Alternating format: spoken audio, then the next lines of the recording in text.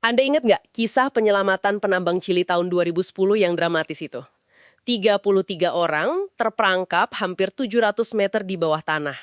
Peluang selamatnya, wah, kurang dari 1%. Kecil banget. Iya, itu luar biasa banget kisahnya. Tapi, 99 hari kemudian mereka semua selamat. Semua. Gimana caranya coba? Ternyata bukan sihir, bukan juga karena satu pahlawan super gitu. Hari ini, kita bakal coba bongkar bab 8 dari sebuah buku tentang potensi tersembunyi. Fokusnya gimana tim bisa menambang emas kecerdasan kolektif.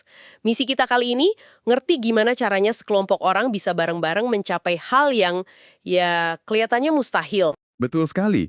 Dan kecerdasan kolektif ini penting buat digarisbawahi ya.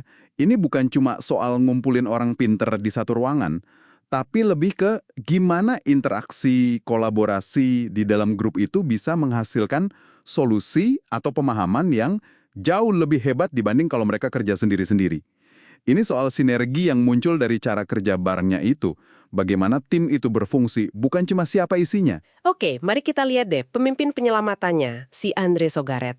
Kenapa dia yang dipilih? Sumber kita bilang, ini menarik nih, bukan cuma karena dia jago teknisnya. Bukan cuma itu ya? Bukan. Yang lebih penting katanya, keterampilan prososialnya. Kesabarannya itu loh, luar biasa. Terus, kemampuannya dengerin semua suara.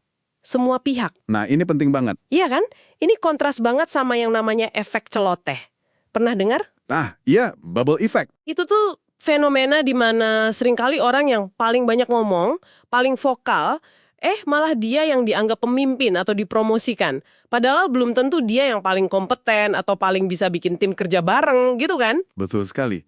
Dan ini mungkin yang agak mengejutkan buat sebagian orang, riset itu secara konsisten nunjukin loh, kalau buat suksesnya tim, keterampilan prososial, kayak kepekaan sosial, partisipasi yang seimbang antar anggota, itu seringkali lebih penting daripada sekedar ngumpulin orang dengan IQ paling tinggi.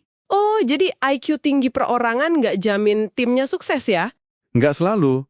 Justru kelompok yang anggotanya itu saling peka, bisa baca situasi sosial, terus semua orang dapat giliran ngomong. Nah, kelompok kayak gitu cenderung lebih cerdas secara kolektif.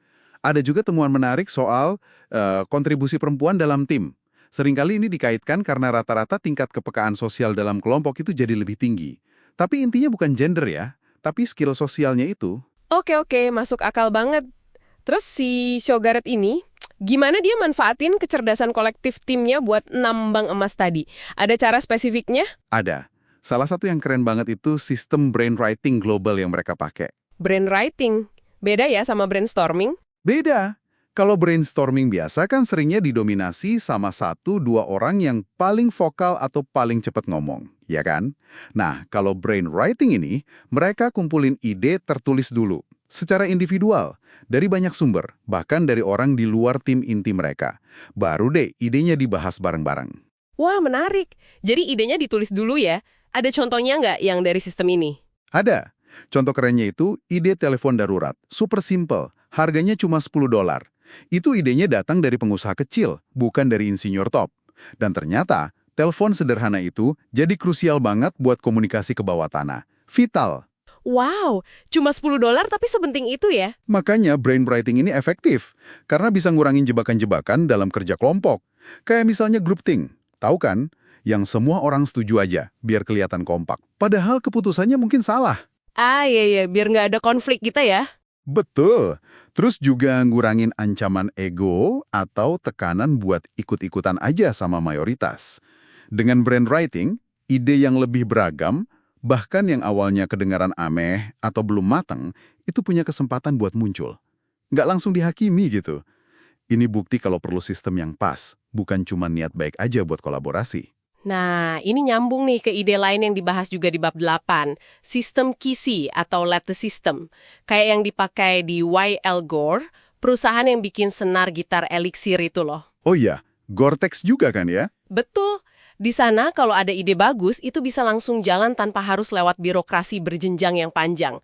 Cukup dapat satu sponsor atau pendukung aja, ide baru bisa dicoba. Wah, keren itu. Nggak kaku berarti ya? Iya. Mirip nih sama kisahnya Igor Prestakis di tim penyelamat Chili. Dia insinyur muda, umurnya baru 24 tahun waktu itu. ide plan B dia soal pengeboran itu didengerin dan diadopsi sama Saugahat. Kenapa? Ya karena sistemnya memungkinkan ada beberapa rencana jalan barengan dan pemimpinnya, si Saugaret, mau dengerin ide dari mana aja, nggak pandang umur atau jabatan. Nah, itu dia poinnya. Kalau kita lihat gambaran besarnya, hierarki yang kaku itu seringkali tanpa sadar ya, malah mematikan ide-ide brilian dari level bawah. Sistem kayak KISI ini justru bikin jalur alternatif.